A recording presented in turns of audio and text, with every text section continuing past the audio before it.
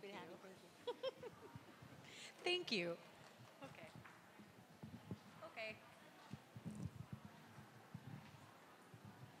Let's do this.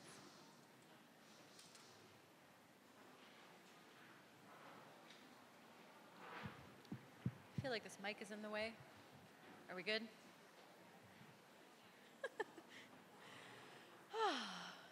Hello, ladies. Hi, everyone. How's everyone doing? Good? Having a good day of learning? Lots of information, networking? Good. Okay. So for those of you who were not here for my earlier talk, I wanted to start by mentioning, whoa, the mic. Okay. I'm going to walk away from the mic. I'll start by mentioning how I ended up here because I think it's highly relevant to set the tone for my talk. So I'll start by introducing myself for those who weren't hearing. My name is Samantha. I run Shopify's education program right now. So every year, Shopify goes on tour across the States, and we basically provide educational opportunities to our existing merchants and anyone who's interested in coming onto our platform to help them understand how they can use Shopify to grow their businesses. I came to New York in the fall, and I met Abby, and she came to one of my talks and told me that the information that we'd provided was highly valuable to help her grow her business. And I can't tell you enough how amazing it is to hear stories like that. This is why I do what I do. I love teaching people how to use e-commerce or digital marketing strategies to help grow and supplement their businesses. A bit of background, before I joined Shopify, or before I joined the team that I'm on now, I used to work at Shopify Plus. So those of you who are not familiar with Shopify, we've got our regular core offering platform for, the pricing ranges from $30 a month to $300 a month. And then we have Shopify Plus, which is geared towards our larger merchants. So think like massive, massive brands selling really high volumes and lots of money coming through the platform. And I basically was an account manager for Shopify Plus, working with some of the biggest brands on the platform. So I've worked with Allbirds, I've worked with a bunch of different brands that you might be familiar with that I'm not allowed to talk about other than Allbirds. And it was a really great learning experience for me. It helped me get me to where I am today. Lots of information gathered, and so I'm going to be giving you lots of tips and tricks from those big companies to help you guys do the same and grow your businesses. This talk is specifically geared towards e-commerce, but you can still take a lot of the nuggets of information out from the info that I'm going to be providing, even if you're in a service-based business, if you have a brick and mortar store and you're not yet in e-commerce, some of these concepts are still going to apply. Okay, so I'm going to try to make this as widely applicable as possible. I am also a mom of two, and I also run my own side business. So I'm a yoga teacher, and I run retreats on a regular basis, and I run workshops. Obviously, the teaching is very natural in me, and that's a big passion of mine. And so I completely understand where you ladies are coming from when you're trying to grow businesses while supporting children and families, and all of this stuff going on. I know because I'm in it every day. I'm super happy to be here. Thank you for having me. All right, so we're talking about growth hacking. Growth hacking is a term that we use, also known as growth marketing, for those of you who are not familiar. It's basically the use of cost-effective and low-resource strategies to help you grow your business. So think hacking in terms of like life hacks, those little tips and tricks and shortcuts that make your life easier on a day-to-day basis. We want to try and apply those same concepts to growing your business, whether that's in e-commerce or service or whatever you may be in. Growth hacking is like marketing in the sense that its ultimate aim is to get more people to buy the product or service that you sell, but because of its origins within the startup community, it relies heavily on tactics that don't involve spending the huge budgets that normally would only be reserved for big companies, okay? So a lot of the tactics that I'm going to be talking about today are on the cheaper side. They will not cost you a ton, and they will be resource light, so they're easy to access to grow your business. Okay, So I'll need the slide deck for a second if we can get that up on the screen. I talked about this already. Okay, so what are my 5 top tips for 10xing your growth, your business growth?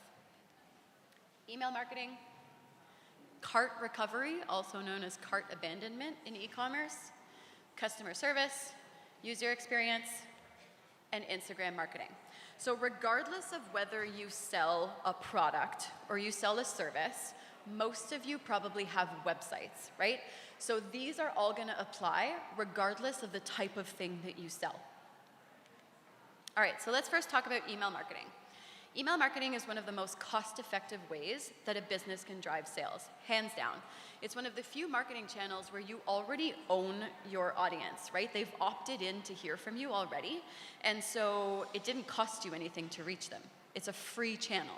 You may be paying for your email marketing tool, but it's free to reach your customers, okay? It's a really high priority for growing online stores specifically, but any type of business that you're in, this applies. The average e-commerce conversion rate for a successful brand is only 1 to 2%. Okay, this means that for every 100 people that come to your store, only 1 or 2 are gonna buy. Okay, and that's on a good day. Any guesses as to why conversion rates are so low? Anybody want to take a guess? Just yell it out. People like to browse. What's that? The wrong target market. Yep, yep. The biggest thing that we see in why conversion rates are actually so low is a lack of trust. Okay, lack of trust. Good email marketing allows you to introduce your brand and your products to new email subscribers and allows you to build that trust and educate your potential customers. Okay, customers don't sign up for email, they sign up for your brand. This is so important to keep in mind. People who are aware of your brand are much more likely to convert than people who are not, which is why email is known to be one of the best marketing tactics around. All right.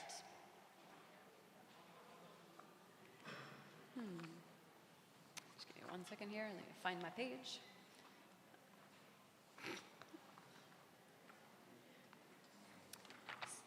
Cool, okay. So email marketing, there are 3 major types of emails that you can send. The first one is a transactional email. So these, if you're in e-commerce, you're going to be really familiar with these. It's the emails that are triggered by the purchasing journey of your customers. So think your order confirmations, your shipping confirmations. These are triggered automatically in your e-commerce platform. Your broadcast emails reach a wider audience. So these are your email newsletters. If you're having a mass promotion on your site, for example, for Black Friday, Cyber Monday, then this is the type of email you would send out. And then the last type, which is the most powerful, is your triggered emails, or what we call life cycle emails.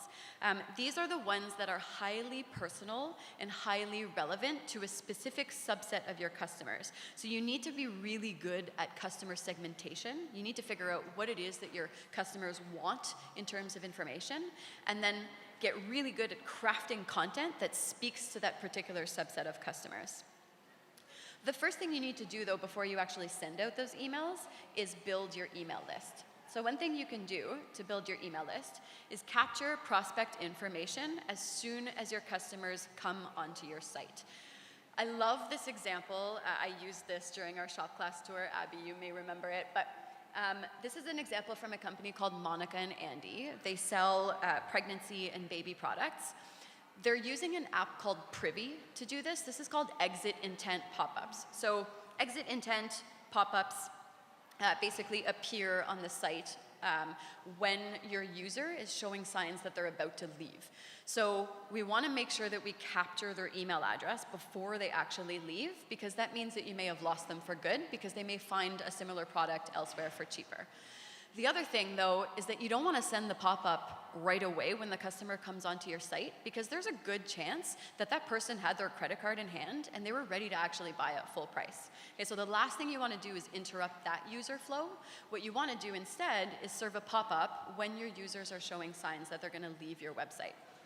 You capture their information, And this is a really great way of showing customization options. So they're asking the users here to specify which trimester they're in, or whether they're sending a gift to someone or they're already a parent. And this allows them to send highly targeted, very relevant information based on the user's needs, right? Their audience. So if the user indicated that they were in the first trimester, then they may send them emails with products that are very specific to what it is that they need during that time. Okay, so then what about content? What do we want to do to make sure that we're speaking in the right way to our merchants at each step of their customers at each step of their customer journey? So some content best practices to keep in mind when you're email marketing. Simplify your offer. Okay, think about what it is that you want your user to accomplish when they receive that email. This is going to help you reverse engineer the process of figuring out what to say.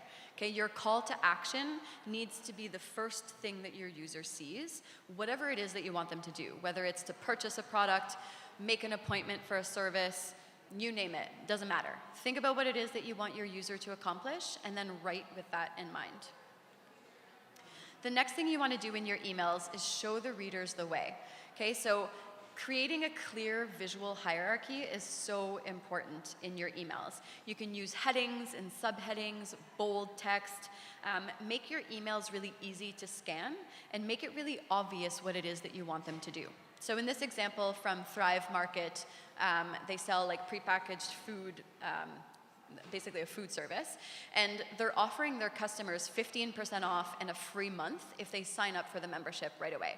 And then they go on to talk about how their model works. Okay, this is effective because right away I know when I see that email that I can take advantage of the deal. Okay, the next thing you want to do, optimize your call to action button. Make sure that you actually have a call to action button in your email. You need to get your customers to do something with their email, right? You can't just send them information without a call to action. Make your call to action button really big, use contrasting colors, make it obvious that that's the thing you want them to do.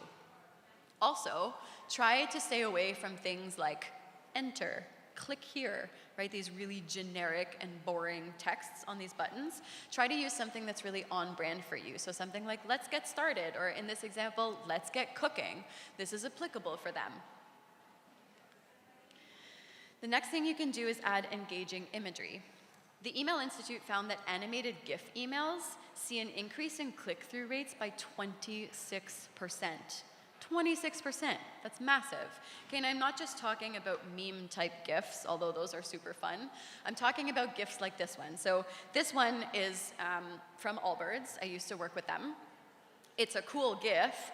They're not really asking for much in this email. They're just saying like, hey, thanks for subscribing or whatever. Thanks for joining our membership.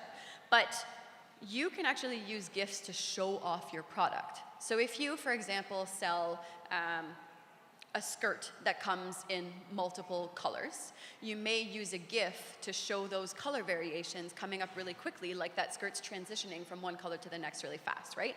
Something like that works really well. Or maybe you want to show a GIF that shows a customer using the product so that you can show how your product works. This is really effective. Okay, the last thing you want to keep in mind, always design for mobile first. In the last 4 years, smartphone usage has increased by 400%. It's insane. Okay, this means that your potential customers are likely reading your emails while they're commuting, they're on a bus, they're on a train or a subway, they're waiting in line for their coffee in the morning. So you need to make sure that you use a mobile-friendly layout for your emails and a really short subject line so they don't have to scroll. And don't forget to test the email by sending it to yourself first and checking it on your mobile phone. Alrighty, so the next strategy we're going to talk about is cart recovery, also known as cart abandonment. Let's think about the customer journey to your website, okay, regardless of the type of product or service that you sell. Your potential customer found your website, which means that your top of the funnel marketing strategies are working, right? They landed on your website. They took the time to browse, they found a product they liked, they added it to cart, and then they left. And they didn't do the thing that you wanted them to do. This is really frustrating, right? This is a massive problem in e-commerce specifically, but just in any business in general. 60 to 80% of online shopping carts are abandoned. That's really high. Abandoned carts are typically due to a few things. So unexpected shipping costs when they arrive in the checkout is really common, right? You've probably been in that situation before. You find this really awesome product you love, you add it to cart, you get to your checkout experience, and there are shipping costs that are like exorbitantly high. And then you leave. You don't want to buy the thing if the shipping costs are 3 times the price of the product that you had in cart. Maybe the user was just browsing and they weren't ready to buy yet.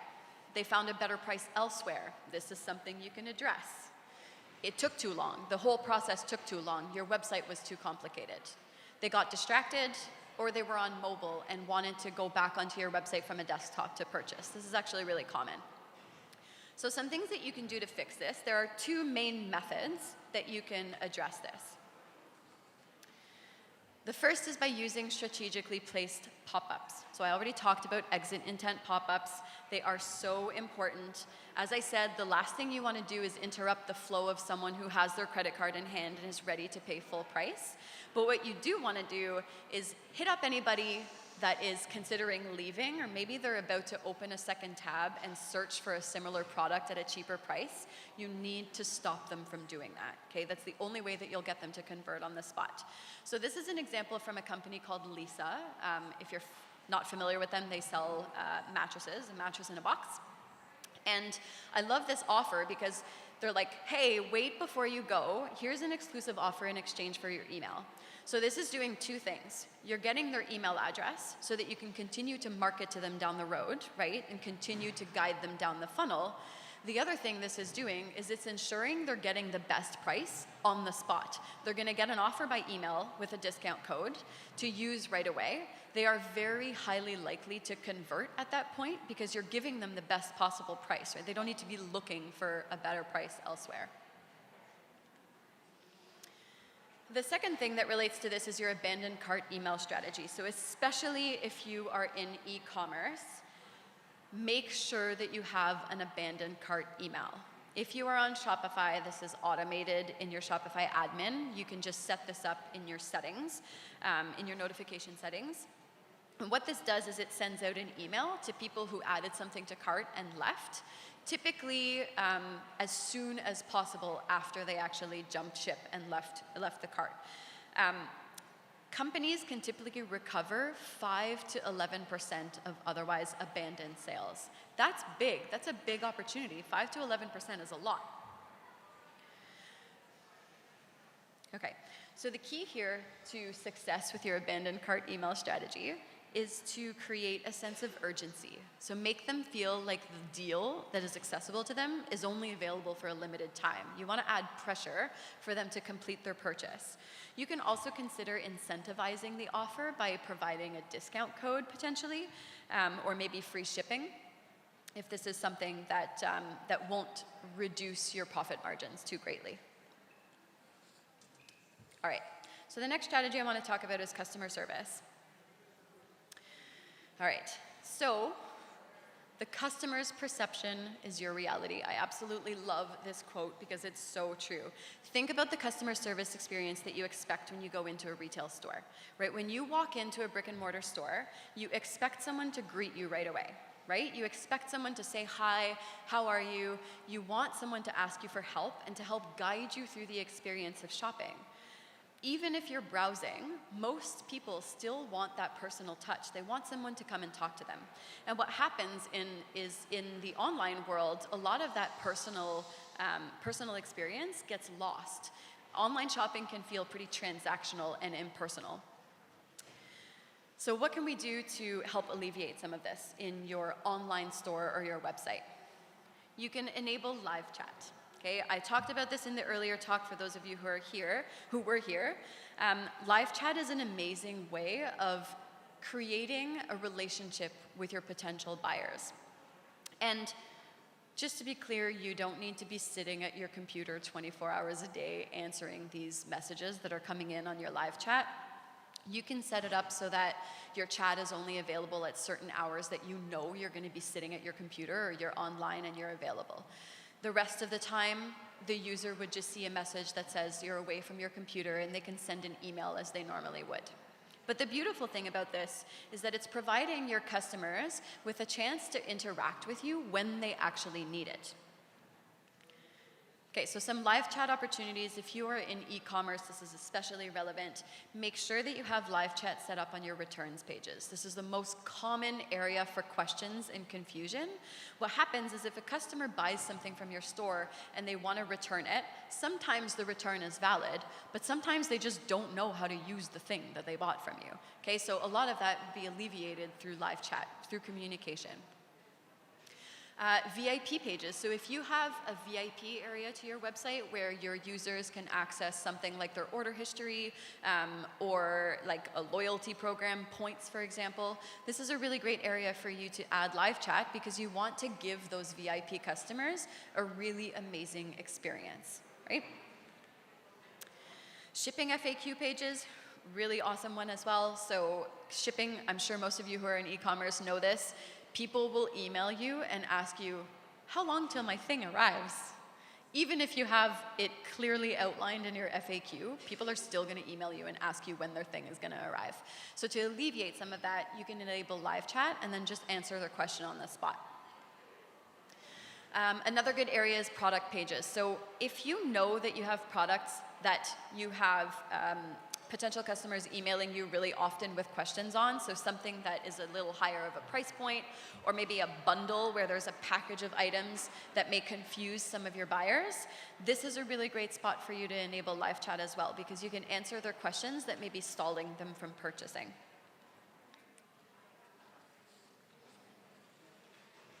All right, so in terms of customer service best practices, real quick, resolve issues and complaints as quickly as you can. If a customer received the wrong item or there was a defect, offer to send a replacement, expedite the shipping. Expedite the shipping, it is so important.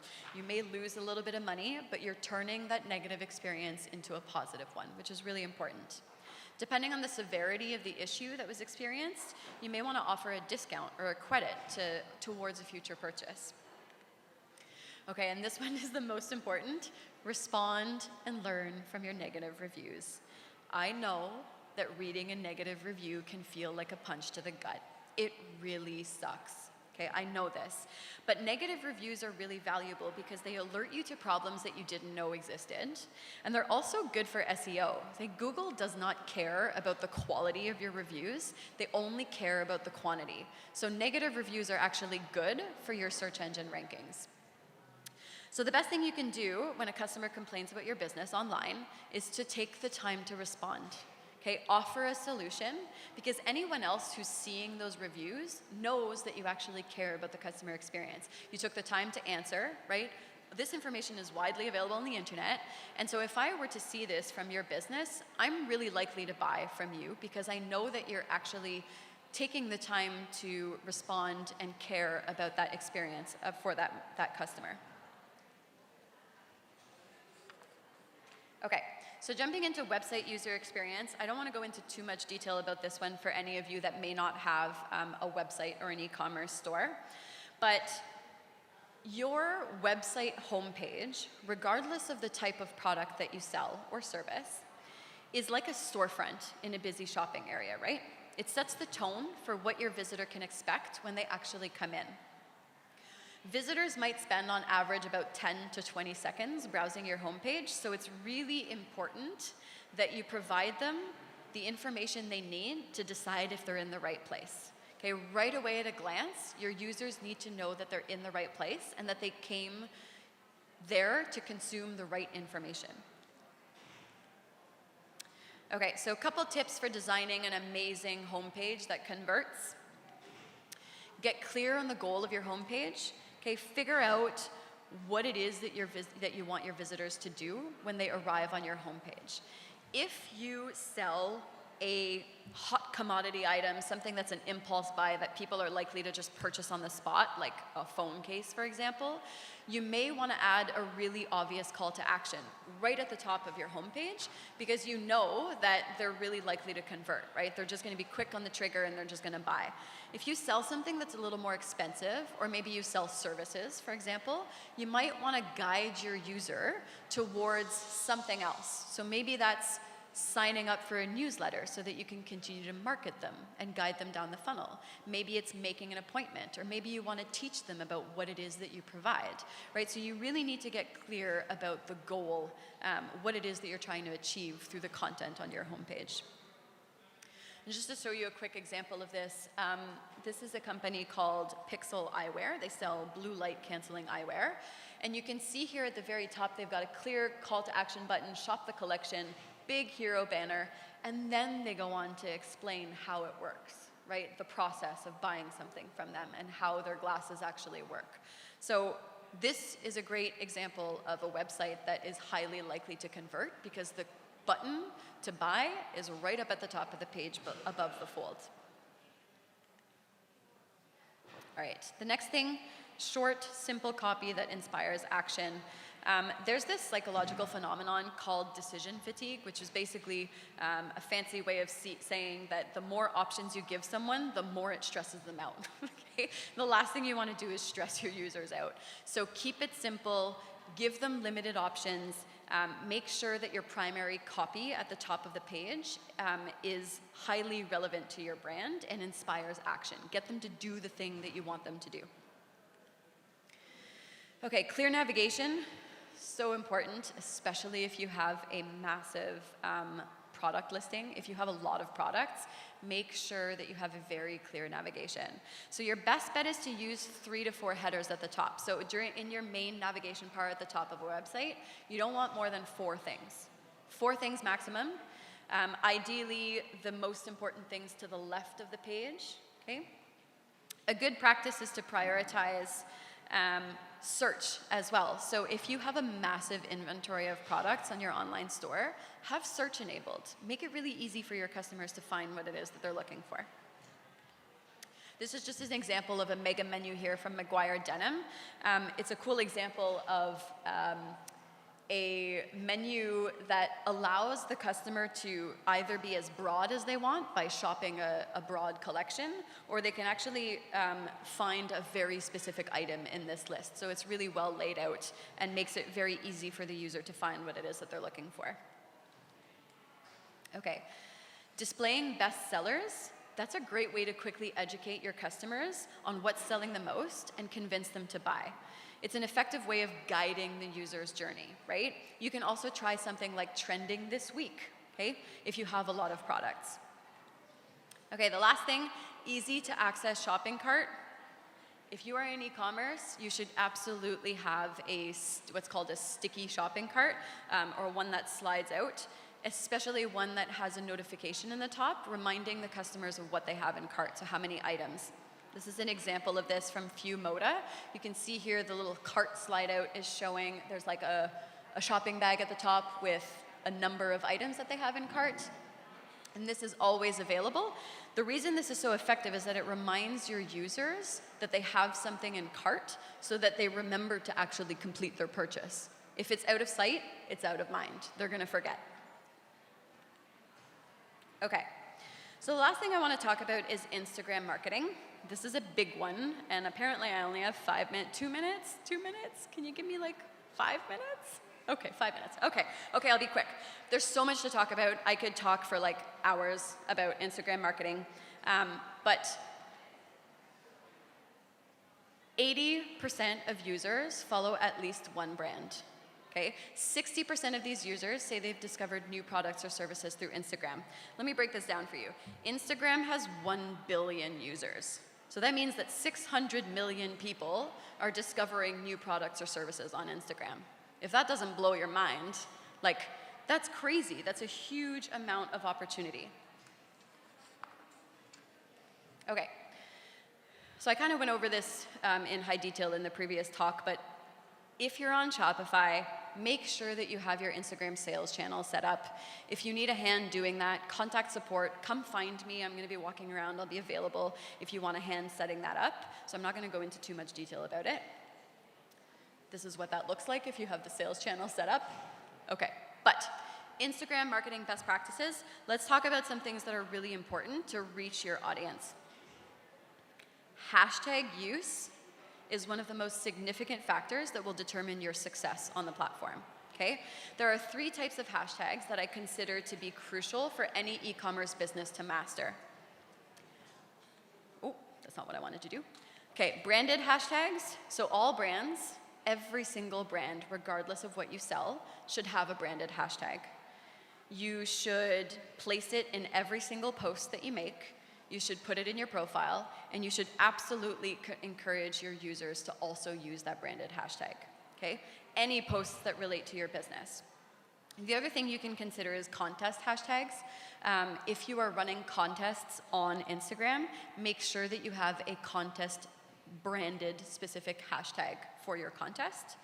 And the last one, seems kind of obvious, I'm sure most of you do this, but general appeal hashtags, they work, right? People use hashtags to find content. And so if you use something like, I don't know, hashtag no filter, hashtag self-care, depending on what you sell, those are really effective at guiding people to your particular profile.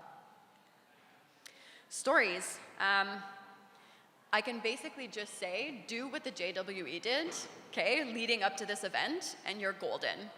Their use of like the stories to create that sense of, okay, yeah.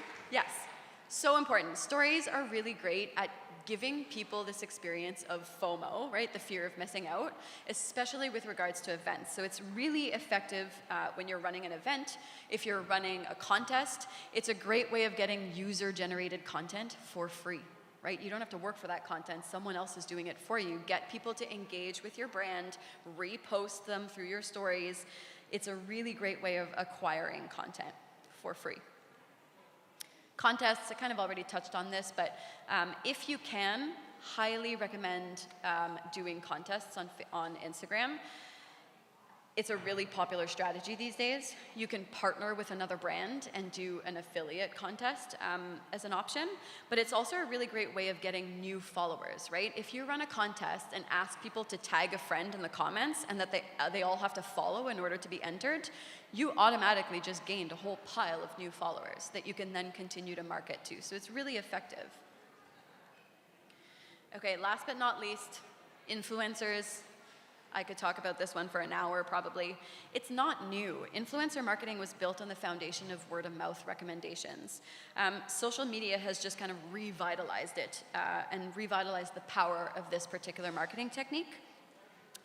Brands can use influencers to tap into a broader audience of people. However, I know from experience, finding an influencer to work with is really challenging. So without you like scrolling through Instagram for hours and hours on end, searching for the right people to partner with, you can use something like Whaler, which I have up on the screen here. If you haven't heard of it, it's basically a database of influencers that are filtered by topic, by location, rates, engagement, like you name it, the info's there. So it's a really great way of finding an influencer to partner with very quickly, saving you a ton of time. Okay, so I want to close with this. Very important. A good marketing strategy is one that is diverse across multiple channels. You can't just do one of these things that I talked about, okay? It's wise to invest a little bit of money in all of these things. And there are even strategies that I didn't mention, right? SEO is a big one. Paid ads, I didn't talk about these. All of these are also great and worthy of investing in. The best thing you can do to accelerate the growth of your business is to fail forward, okay? In other words, be willing to take risks, experiment with different strategies, and learn quickly from your mistakes. Thank you. I thought we probably don't have time for questions, but find me, I'll be around. Thank you, thank you.